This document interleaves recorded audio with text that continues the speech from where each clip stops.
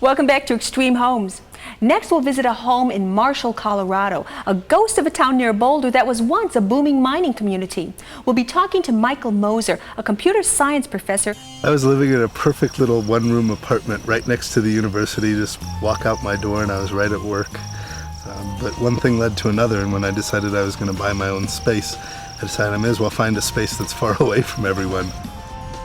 This area is just about 5 minutes to town, but it has this nice rural feel to it. I drove around this area a lot looking for places a little bit outside the city, and one day this schoolhouse was for sale. It was a 3-room schoolhouse for the town of Marshall up until the late 50s. There were about 50 students altogether, went up through grades 9. It was a nifty old building. It's kind of spooky. You walked in the place and kind of felt the spirits of all these kids who'd been through the building. Built in 1905 and virtually untouched since the late 1950s, the structure was a mess. The siding was warped and cracked. The windows were mostly smashed out. The roof had holes in it. The foundation itself was in a bad state from water running off from the hillside above the house. And as a result, some of the floor joists were actually sitting under a foot or two of dirt and rotting. Part of what made it a neat building is the fact that it was a schoolhouse and it had this history, and the more I found out about the history of the building, a lot of that I found out from neighbors who went to school here who still live in the area. I became more interested in the structure and wanted to preserve its original appearance and bring it back to its original appearance. New foundation had to be built. The building was cut in half and moved onto the new foundation.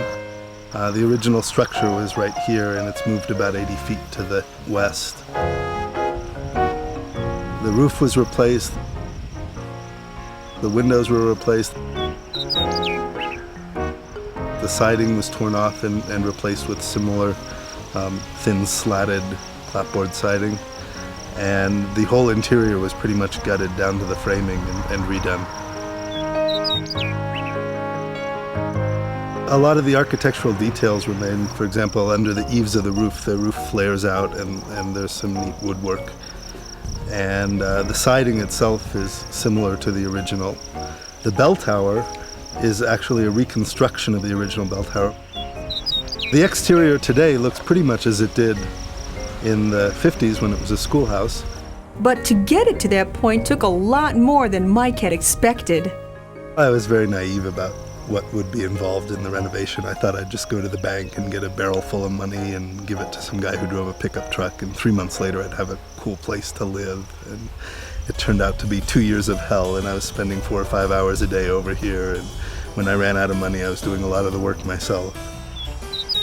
Because of the renovations, I wasn't getting any research done, and it was a frustrating experience, and I thought to myself, if there's only some way to combine my research interest in computer systems that learn from experience with renovating my house, then I can justify all the time I've sunk into the house renovations. When the house was almost finished, Michael stumbled onto an ingenious way to make his home part of his research work and give it a mind of its own. Mike Moser turned his 1905 Colorado schoolhouse renovation into an extremely interesting research project, one that could keep him busy well into the 21st century. I was spending so much time on the house remodeling project that I wasn't getting my research done, my research in machine learning systems, computer systems that learn from experience. Welcome. It's 5:19 p.m. And I'd go off to conferences in my field and people would say, "What are you up to?"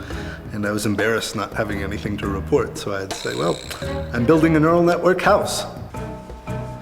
A neural network is a type of computer system that learns. And it started off really as a gag, and before I knew it, strangers were coming up to me at meetings saying, "I heard about your neural net house. That sounds like a really interesting project."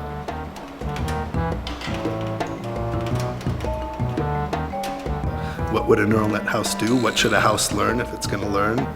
What would it take to equip this house with the right sort of sensors and controls?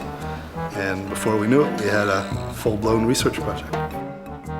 This is actually a government-funded research project, and I've had 15 students working on this over the years, students from electrical engineering and computer science and mechanical engineering.